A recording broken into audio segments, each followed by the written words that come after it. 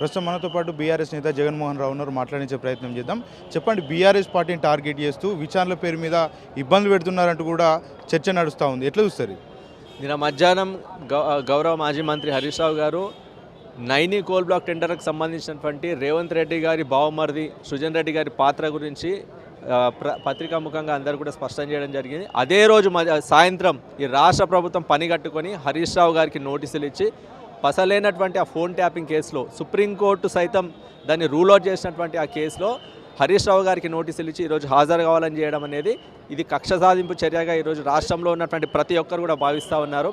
గత 2 సంవత్సరాలుగా ఈ రాష్ట్ర ప్రభుత్వం చేస్తున్నటువంటి దుర్మార్గాలు కావచ్చు, వారి చాతగానితనాన్ని ఎక్కడికక్కడ ఎండగడుతున్నటువంటి BRS party working president KTR గారితో పాటు హరీష్ రావు గారి మీద కూడా మళ్ళీ నోటీసులు ఇచ్చి ఏసీబీ నోటీసులు అంటారు, ఒకసారి ఫోన్ ట్యాపింగ్ నోటీసులు అంటారు, ఒకసారి ఇట్లా ఫార్ములా ఈ అంటారు, కాళేశ్వరం అంటారు. బీఆర్ఎస్ పార్టీ నాయకులను వేధింపులు చేయడానికే భాగంగా ఈరోజు రాష్ట్ర ప్రభుత్వం ఇట్లాంటి చర్యలకు పాల్పడుతూ ఉన్నది. రాష్ట్రంలో ఉన్నటువంటి ప్రతి ఒక్కరికి కూడా తెలుసు ఇది కేవలం కక్ష సాధింపు చర్య. ఈ రాష్ట్ర ప్రభుత్వ చాతగానితనాన్ని ఈరోజు దాన్ని కప్పిపుచ్చుకునే ప్రయత్నంలో భాగంగా ఇట్లాంటి చర్యలకు పాల్పడుతూ ఉన్నది రాష్ట్ర ప్రభుత్వం. రేవంత్ రెడ్డి గారి బావమరిది అయినటువంటి సూదిని సృజన్ రెడ్డి గారు షోదా కంపెనీకి కన్స్ట్రక్షన్కి సంబంధించినటువంటి పాత్ర ఈరోజు ఆ స్కామ్లో ఉన్నటువంటి ఆ మొత్తం కూడా వివరాలన్నీ కూడా హరీష్ రావు గారు వెల్లడించడంతో అదే రోజు సాయంత్రం నోటీసులు ఇవ్వడం అనేది ఖచ్చితంగా కక్ష సాధింపు చర్యగా భావిస్తూ ఉన్నాం. నైని బొగ్గుకు సంబంధించినటువంటి బ్లాక్లో స్కామ్ జరిగిందంటూ కూడా పెద్ద ఎత్తున ఆరోపణలు వస్తూ ఉన్నాయి. కానీ దీనికి సంబంధించి కేంద్ర మంత్రి కిషన్ రెడ్డి ఇప్పటి వరకు మాట్లాడినటువంటి దాఖలాలు ఎట్లా చూడొచ్చు అంటారు? ఈరోజు ఈ రాష్ట్ర ప్రభుత్వం చేస్తున్నటువంటి చాలా చర్యల్లో భాగంగా ఈరోజు కేంద్రంలో ఉన్నటువంటి పెద్దలు కూడా పరోక్షంగా వాళ్ళకి సహకరిస్తున్నారన్నటువంటి విషయం ఈరోజు అందరూ కూడా తెలుసు. గత నెలలో వీళ్ళు రాష్ట్ర ప్రభుత్వం నిర్వహించినటువంటి గ్లోబల్ సమ్మిట్కి కూడా కేంద్ర ప్రభుత్వ పెద్దలు కూడా సెంట్రల్ మినిస్టర్ హోదాలో కూడా అక్కడ హాజరు కావడం అనేది మనం అందరం కూడా చూసినాం. ఇట్లాంటి చర్యలన్నీ కూడా ఈరోజు కేంద్ర ప్రభుత్వ పెద్దలు పరోక్షంగా వాళ్ళు కూడా సహకరిస్తూ ఉన్నారు. అటు కేంద్రంలో ఉన్నటువంటి బీజేపీ పార్టీ కావచ్చు, రాష్ట్రంలో అధికారంలో ఉన్నటువంటి కాంగ్రెస్ పార్టీ కావచ్చు, ఉమ్మడి శత్రువు బీఆర్ఎస్ పార్టీగా వాళ్ళు భావిస్తున్నారు. కాబట్టి 2 పార్టీలు వేరువేరు జాతీయ పార్టీలు అయినప్పటికీ తెలంగాణ రాష్ట్రానికి వచ్చేసరికి ఇద్దరు కూడా కలిసి కట్టుగా బీఆర్ఎస్ పార్టీ పైన దాడి చేయడంలో భాగంగా ఒకరిని ఒకరు కాపాడుకునే ప్రయత్నంలో భాగంగా ఇట్లాంటి చర్యలకు పాల్పడతా ఉంది. సుప్రీంకోర్టే స్వయంగా టెలిఫోన్ టాపింగ్ జరగలేదని చెప్తా ఉంది. కానీ రాష్ట్ర ప్రభుత్వం పదే విచారణ పిలవడం ఇవన్నీ ఎట్లా చూస్తూ ఉంది? అదే చెప్తా ఉన్నది కక్ష సాధింపు చర్యలో భాగం. గతంలో కాళేశ్వరానికి సంబంధించి ఎన్నో ఆరోపణలు చేసిన రాష్ట్ర ప్రభుత్వంకి సంబంధించినటువంటి మంత్రులు దాని పవర్ పాయింట్ ప్రజెంటేషన్ ద్వారా హరీష్ రావు గారు స్పష్టంగా పాయింట్ టు పాయింట్ అది స్కామే కాదు, రాష్ట్రానికి అట్లాంటి ప్రాజెక్ట్ రావడం అనేది మన రాష్ట్రానికే కాదు మన దేశానికి గర్వకారణం అని చెప్పి వాళ్ళు పవర్ పాయింట్ ప్రజెంటేషన్ ఇవ్వడం జరిగింది. ఇటీవల పాలమూరు ప్రాజెక్టులకు సంబంధించి కూడా అదేవిధంగా వాళ్ళ ఆరోపణలు చేయడం జరిగింది. మళ్ళీ హరీష్ రావు గారు స్పష్టంగా దాని మీద ఎక్కడికక్కడ పవర్ పాయింట్ ప్రజెంటేషన్ ద్వారా వారు క్లారిటీ ఇవ్వడం జరిగింది. అదేవిధంగా గతంలో కేటీఆర్ గారికి కూడా ఫార్ములా ఈ పైన కూడా నోటీసులు ఇచ్చి అదేవిధంగా ఇబ్బంది పెట్టేటువంటి ప్రయత్నాలు చేసినప్పుడు కూడా హరీష్ రావు గారు సంఘీభావం ప్రకటించినటువంటి పరిస్థితులు మనం చూసినాం.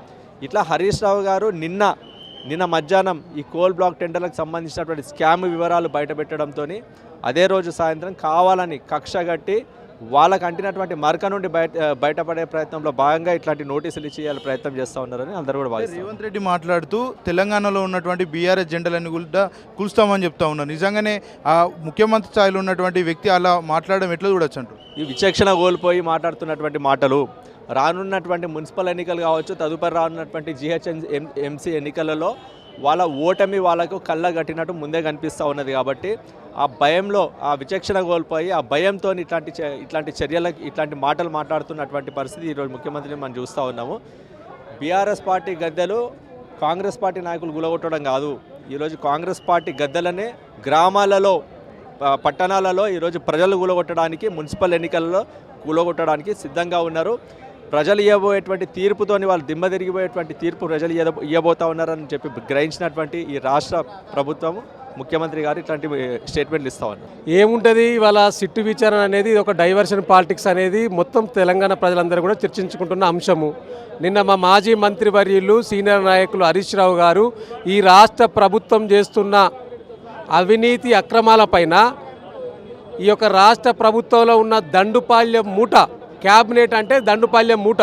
ఎందుకు దండుపాల్యం మూట అంటున్నామంటే వారు నిత్యం వాటాల పంచాయతీలు తప్పితే తెలంగాణ ప్రజల కోణములో ఆలోచించి నిర్ణయం తీసుకునే ఆలోచనలే చేస్తలేదు. అది స్పష్టంగా కనిపిస్తూ ఉన్నది కదా. మీరు కొట్టుకొనే బయటపడతా ఉన్నారు ఇలా మీ వాటల పంచాయతీతోటి. స్పష్టంగా మీ అనుకూలమైన పత్రికల్లో మీ ఆ పత్రికల అధిపతులే రాస్తూ ఉన్నారు రాతలు. ఏ మంత్రికి ఏ కుంభకోణం జరుగుతూ ఉన్నది, ఏ టెండర్లు పోతూ ఉన్నాయని చెప్పి వారు రాస్తున్న రాతలను బట్టే మేము మాట్లాడుతూ ఉన్నాం. సో కాబట్టి ఈ యొక్క డైవర్షన్ పాలిటిక్స్కు మళ్ళీ ఈ కాంగ్రెస్ ప్రభుత్వం తెరలేపింది. నెట్ఫ్లిక్స్లో సిరీస్ ఎట్లయితే విడుదలైతాయో కొత్తవి అట్లనే మరొక సిరీస్ను ఈ రాష్ట్ర ప్రభుత్వం విడుదల చేసింది. అది Harish Rao phone tapping series అని కొత్తగా మొదలుపెట్టిన వాయిస్ ఇంట్లో ఉండి హరీష్ రావు వినడంటూ కూడా కాంగ్రెస్ పార్టీ నేతలు పెద్ద ఎత్తున ప్రచారం చేస్తూ ఉంది. సిగ్గుండాలే కాంగ్రెస్ నాయకులకు. అరే నిజం నిరూపించబోయా. మరి 2 సంవత్సరాల నుంచి సిట్ వేసినావు కదా దీని మీద, ఫోన్ ట్యాపింగ్ మీద. ఏం తెలిసినావు అసలు? ఏం చెప్తున్నారు? వచ్చే వాళ్ళందరూ కూడా ఏం చెప్పిండ్రు? వాళ్ళు తీసుకున్న రికార్డు వాయిస్ మీ దగ్గర ఉంటుంది కదా, బయటకు వచ్చి ఒక ప్రెస్ మీట్ పెట్టి చెప్పరాదు?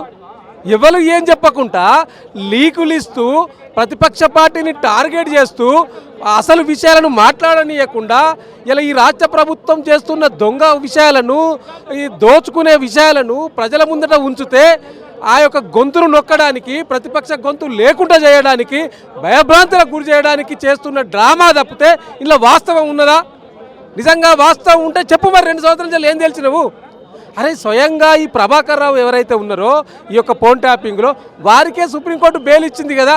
అంతెందుకు ఈ యొక్క విషయంలో, ఫోన్ ట్యాపింగ్ విషయంలో సిద్దిపేటకు సంబంధించిన ఒక వ్యక్తి హైకోర్టుకు వేస్తే హైకోర్టు స్టే ఇస్తే సుప్రీంకోర్టుకు పోతే సుప్రీంకోర్టు కేసును డిస్మిస్ చేసింది కదా.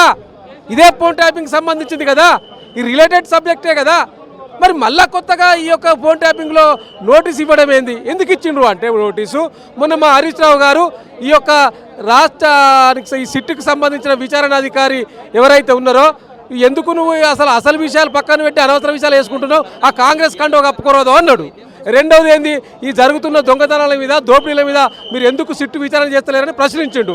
ఆ ప్రశ్నించినందుకు ఇలా కక్షపూరితంగా ఈ సిట్టుకు విచారణకు అధికారి పిలిచినట్టు స్పష్టంగా కనిపిస్తూ ఉన్నది. కాబట్టి ఈ రాష్ట్ర ముఖ్యమంత్రి పాలన పడికేసింది, పాలన చేతనైతలేదు. కాబట్టి ఇలా పాలన సక్రమంగా చేయాలని మాట్లాడినందుకు, ప్రశ్నించినందుకు కావాలని చేస్తున్న కుట్రపూరిత కేసే సిట్టు.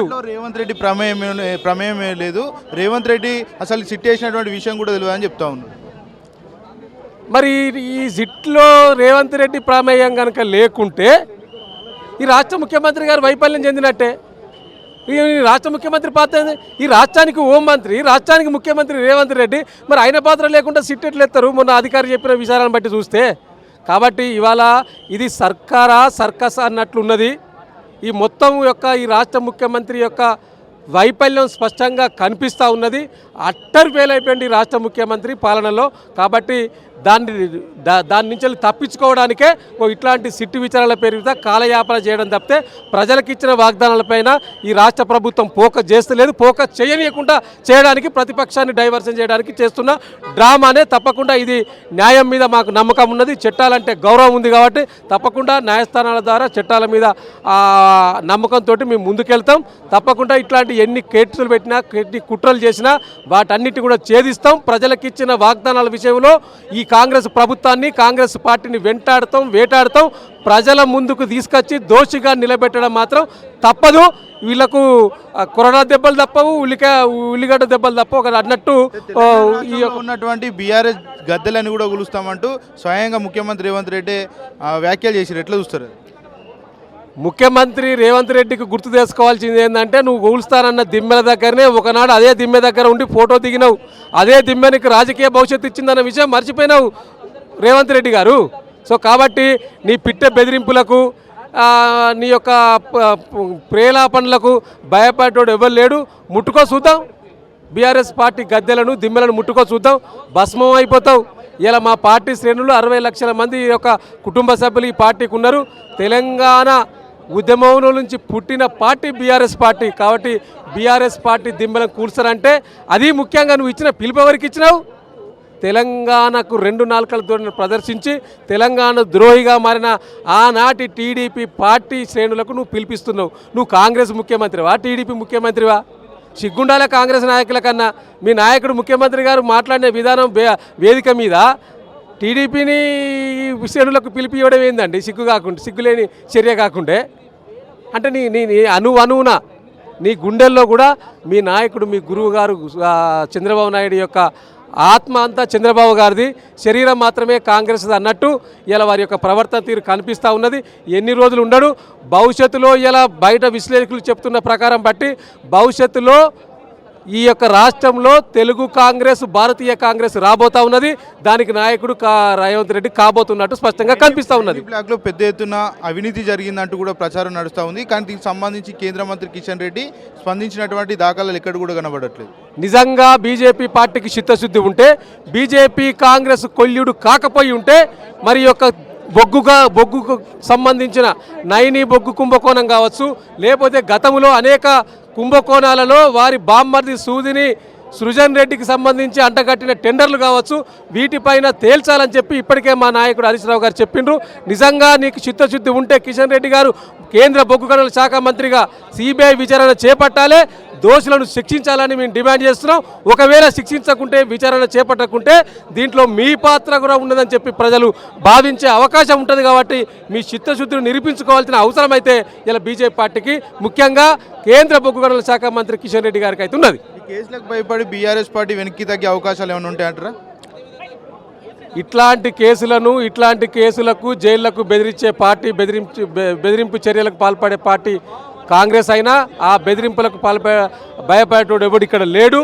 ఇలా టీఆర్ఎస్ పార్టీ, బీఆర్ఎస్ పార్టీ గతంలో తెలంగాణ ఉద్యమంలో అనేక కేసులను చవిచూసింది, అనేక సార్లు జైలుకు వెళ్ళొచ్చిన చరిత్ర ఉన్న నాయకుడు, చరిత్ర ఉన్న పార్టీ కాబట్టి ఈ పిట్ట బెదిరింపులకు ఎవడు భయపడేటోడు ఈ రాష్ట్రంలో లేడు. తప్పకుండా మీరు ఎన్ని బెదిరింపుల చర్యలకు పాల్పడ్డా, ఎన్ని అక్రమ కేసులు పెట్టినా, మీరు ఇచ్చిన హామీల పైన ప్రజల మధ్యలోకి ఈడుస్తాం, దోషిగా నిలబెడతాం.